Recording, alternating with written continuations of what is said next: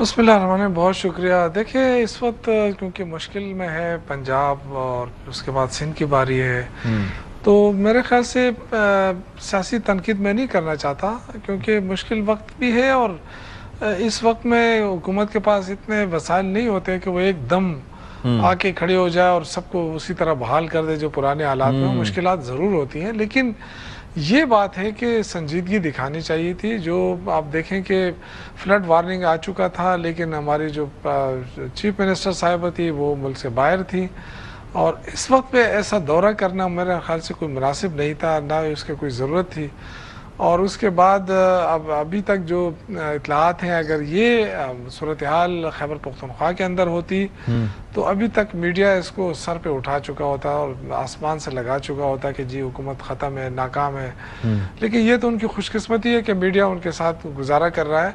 नहीं, लेकिन एक चीज़ ये है शौकत साहब, बहुत बुरे हालात, मैं ये अर्ज कर रहा हूँ, मैं ये अर्ज कर रहा हूँ कि एक चीज़ समझिए, आपसे सवाल करने का मकसद ये है कि बगैर क्रिटिसाइज, जैसे आपने कहा कि इस वक्त नहीं है, लेकिन हम जानना चाह रहे हैं, निशानदेही पिन पॉइंट तो किया जा सकता है। दूसरा ये है कि हम मीडिया पर ही आपसे पूछ रहे हैं कि भाई बताइए कि क्या सिलसिला है, अगर कोई चीज गलत है तो फिर उसको हाईलाइट करें। मैं फॉर इंस्टेंस में बात कर रहा हूँ ना कि अगर जैसे कि बात हो रही है, एक बड़ी चीज जिसके ऊपर सवाल उठाया जा रहा था कि लोग जो हैं उनकी जानें चली जाती हैं, तो ये कम से कम एक एफर्ट किया है इंतजामिया ने, ये किसी ने भी, कि उन्होंने लोगों की जानों को बचाया है। जहां तक तशहीर की बात है, वो लोएस्ट लेवल पे हो या ऊपर हो, तो उसके ऊपर तो हम भी बात करते हैं और आप भी करते रहें।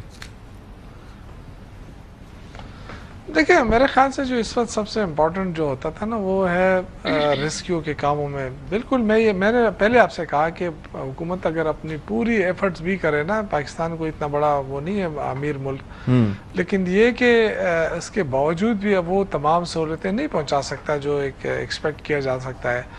लेकिन जो खैबर पख्तूनख्वा के अंदर हुआ वो मैं आपको बता सकता हूँ कि जैसे ही फ्लड सिचुएशन डेवलप हुई और लोग मुतासर होने शुरू हुए, तो पहले दिन से वज़ीर आला जो है वो ऑन बोर्ड रहे। अच्छा। और वो उसमें खुद उसमें उसकी निगरानी करते रहे। फिर 8 अरब रुपए उन्होंने रिलीज़ कराए, ताकि जो इस वक्त जितने लोग जहाँ बाग हुए हैं उन सबको पेमेंट हो चुकी है, मुआवजे हो चुके हैं, और डबल कर दिए इस दफ़ा। इसी तरह जो घर गिरे हैं उनके मुआवजे शुरू हैं।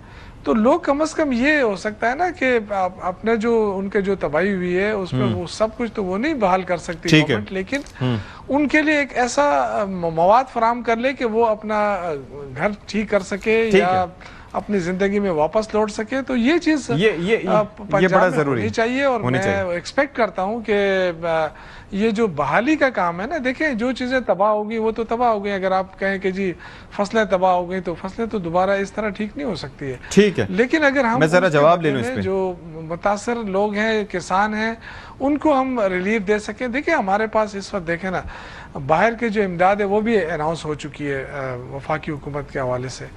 वो भी उसको भी नज़र आनी चाहिए। वो भी पंजाब के लोगों में जो मुतासरीन है स्पेशली, उसमें किसी किस्म की इधर उधर नहीं होनी चाहिए। चले ये जरा मैं जवाब ले लेता हूँ। इसके अलावा वफाकी हुकूमत के नुमाइंदे हमारे साथ हैं ना, सबको मिलकर।